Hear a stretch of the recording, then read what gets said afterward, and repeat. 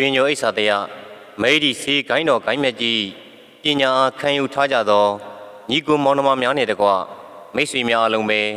မင်္ဂလာပါဗျာကျွန်တော်ဒီနေ့ဝေမျှပေးသွားမယ့်အကြောင်းအရာလေးကတော့ဆရာနတ်စေရေးသားပြုစုထားသောရွှေညိုအိဆာတရားမိဒီစီဂိုင်းတော်ဂိုင်းမြတ်ကြီးနဲ့သက်ဆိုင်သည့်ဘဟုတုတစာစုများမှနံပါတ်30နဲ့နာယကကြီးဆရာကြီးဦးစံသိန်းပညာသေးဆက်ကုတော်အကြောင်းကိုဝေမျှပေးသွားမှာဖြစ်ပါရဲ့ခင်ဗျာနာယကကြီးဆရာကြီးဦးစံသိန်းမိန့်ကြားခဲ့သည့်ပညာသေးဆက်ကုတော်ပယောဂအမျိုးမျိုးရှိသည့်အနက်ပညာသေးဆက်အမျိုးအစားသည်တိမ်မယောင်နှင့်နှဲ့၏လွယ်မယောင်နှင့်ခဲ့၏ထို့အတူမာယာကျွဲ၏ပရိယေများ၏ပညာသေးဆက်အကြောင်းအပြည့်စုံဖော်ပြရလျင်ကျမ်းအဆောင်ဆောင်ရေးဖွဲ့ရမကုန်ဟုနာယကကြီးမိန့်ခဲ့ပူ၏ပညာသေးဆက်သဘောတဘာဝနှင့်ကုတုံကုကအဝဝအားကျမ်းစာအုပ်အဖြစ်ပြုစုရန်ဆရာကြီးဦးစံသိန်းမှရည်ရွယ်ခဲ့တော်လဲအကြောင်းအမျိုးမျိုးကြောင့်ထွက်ပေါ်လာခြင်းမရှိခဲ့ပေပညာသေးဆက်၏သဘောတဘာဝအားနားလေသဘောပေါက်ထားခြင်းမရှိပါကပယောဂကုသရာတွင်အခက်အခဲများစွာကြုံတွေ့ရတတ်၏အနာတခြားစိတခြားဖြစ်ခြင်းကုသပေးကြသောဆရာများအချင်းချင်းနားလည်မှုလွဲမှားကြခြင်းပညာအပေါ်ဇီတော်အပေါ်ဒုလောအတွေးမှားများဝင်လာတဲ့ခြင်းမလိုအပ်ဖဲအချိန်ကာလရှည်လျားစွာကုသကြရခြင်းအချင်းချင်းအခါကထပ်ပြန်တလဲလဲကုသပေးရခြင်းအစရှိသောအကြောင်းတရားတို့သည်ပညာသေးစိတ်မာယာပရိယေတာဖြစ်လေ၏ပညာသေးစိတ်လှည့်စားမှုသာဖြစ်လေ၏တကြောင်တကားတာတယောတပုတ်ဆန်းဟူသည့်စကားအတိုင်းပညာသေးစိတ်နှင့်ပတ်သက်၍ကုတုံကုကွက်တို့သည်အမျိုးမျိုးကွဲပြားနေမိသာဖြစ်၏မြည်သည့်ကုတုံမြည်တို့ကုကွက်ဖြင့်ကုသသည်ဖြစ်စေဝေဒနာပျောက်ကင်းရေးသည်သာအဓိကဖြစ်သည်ဟုဆိုနိုင်သောညာမိမိကုတုံကုကွက်သည်ဂိုင်းတော်၏ဂုံတိတ်ခါအားမထိခိုက်စေရန်သတိပြုကြရမည်ဖြစ်လေ၏ကျွန်ုပ်သည်လည်းပညာသေးစိတ်နှင့်ပတ်သက်၍ယနေ့ထက်တိုင်သင်ယူစေလေ့လာနေစေသာဖြစ်ပါ၏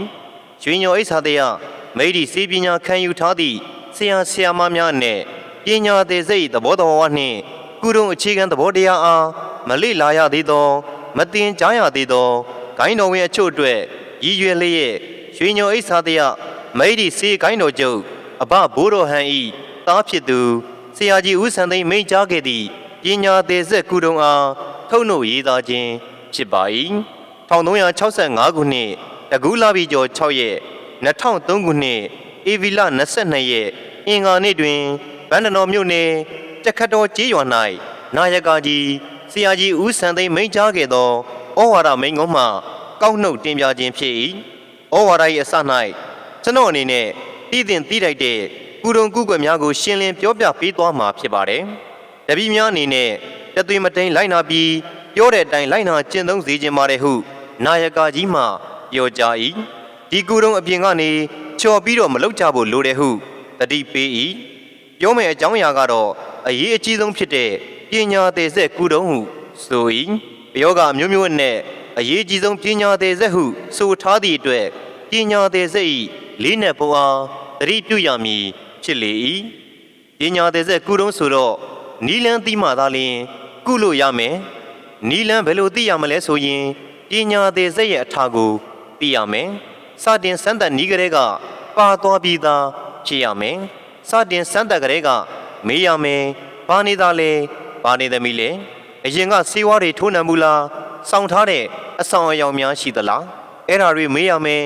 ရှိခင်အဲ့ဒီအရာတွေကိုခိတ္တခဏဖယ်ထားတယ်လို့ပြောရမယ်ဟုနာယကကြီးမှသင်ကြား၏ထို့နောက်ပညာသေးဆက်အထာကဘယ်ကစတွေ့ရတယ်လဲဆိုတော့သူတို့လူနာကိုယ်တိုင်ကပြောလာတဲ့စကားချက်တွေကိုယူပြီးတော့ကောက်ချက်ချရမယ့်အပိုင်းလေးတွေရှိတယ်။ဘာလဲဆိုတော့ကိုအမိဖော်ပြီးတော့လာတာလို့ခေါ်တယ်။ဆရာရဲ့ကျမကိုဘေးတင်ဆရာကဟောလိုက်တယ်။နတ်ကတော်ကပြောလိုက်တယ်။ကျမမှာဥစ္စာဆောင်ဆွဲရှိတယ်လို့ဆိုတယ်။သို့မဟုတ်ကျမမှာအဆောင်အရှောက်တွေ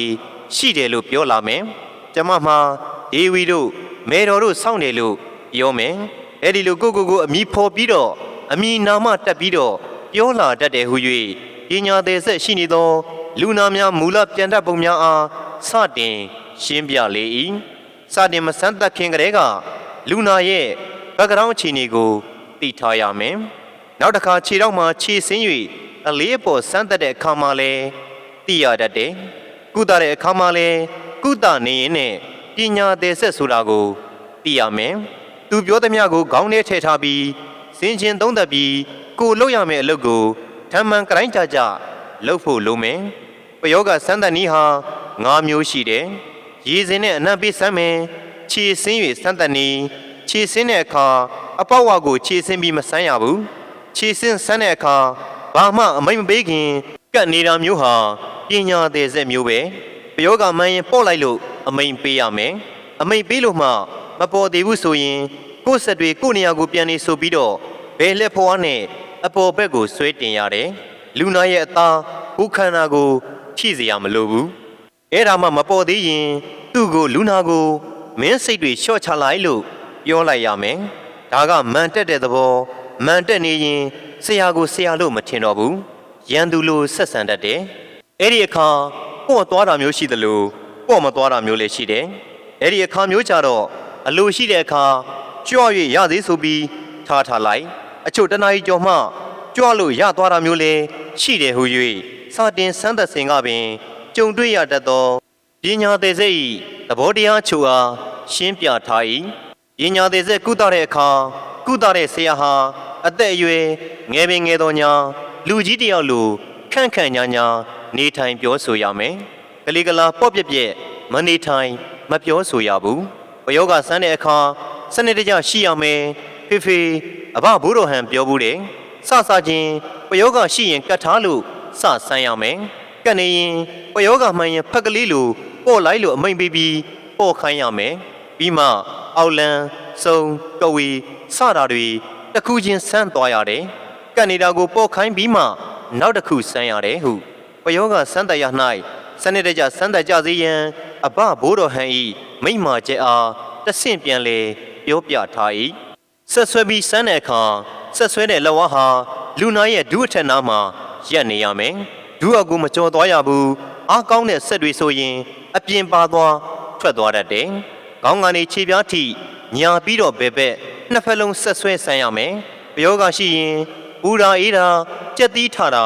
စတာတွေဖြစ်လာတတ်တယ်ဟုဆို၏ဆက်လက်ဆန်းတာကလူနာရဲ့ဘိုက်ကိုလက်နဲ့ရွေးမိုးပြီးလှည့်ဆန်းတာလူနာသားကိုထိစရာမလိုဘူးတခါတရံအလုံးရှိတိုင်းပယောဂမဟုတ်ဘူးအလုံးပတ်ဝန်းကျင်ကလဲနေတာမျိုးရှိတတ်တယ်အဲ့ဒါဆိုလဲနေတဲ့အလုံးပတ်ဝန်းကျင်လဲပယောဂအလုံးဒီသွေးသားဆက်လက်ဆန်းတဲ့အခါဘယ်ကလဲနေသလဲခွဲခြားသိအောင်စမ်းသပ်ရတယ်နောက်တစ်ခုကဆက်ထောက်ဆန်းတာစမ်းနီးစမ်းကွက်၅ချက်ပြည့်အောင်စမ်းသပ်ပေးရတယ်ဆရာအမိတ်ပေးသည်မြလိုက်ကပ်ပြနေရင်လေပညာသည်စက်ရဲ့တဘာဝလို့သိထားရမယ်မစမ်းသပ်ခင်ကလေသူ့ကိုယ်သူအမိဖုံးမယ်စတင်စမ်းသပ်တဲ့အခါမှာလေအမိတ်မပေးခင်ကပ်ပြမယ်ဒါမှမဟုတ်အမိတ်ပေးသည်မြကပ်ပြနေမယ်ဆိုရင်ပညာသည်စက်ရဲ့အထာပဲခေါ်သွင်းတဲ့အခါပူရာရှိမယ်မပူးတာလည်းရှိမယ်တချို့ပြစ်လဲကျသွားတာမျိုးလည်းရှိတတ်တယ်ဒါမျိုးဟာပညာသည်စက်လို့သိထားရမယ်အမျိုးသမီးတွေပူးလာတဲ့အခါအချို့ထမိန်လန်သွားတတ်တာမျိုးရှိတယ်လူမြင်မကောင်းဘူးကုသတဲ့ဆရာကဟဲ့ထမိန်လုံးဝမလန်စေနဲ့လို့အမိန်ပေးရတယ်ဝင်ဘူးလာတဲ့အဆွဲကပြောသမျှကိုလိုက်နားထောင်နေဖို့မလိုဘူး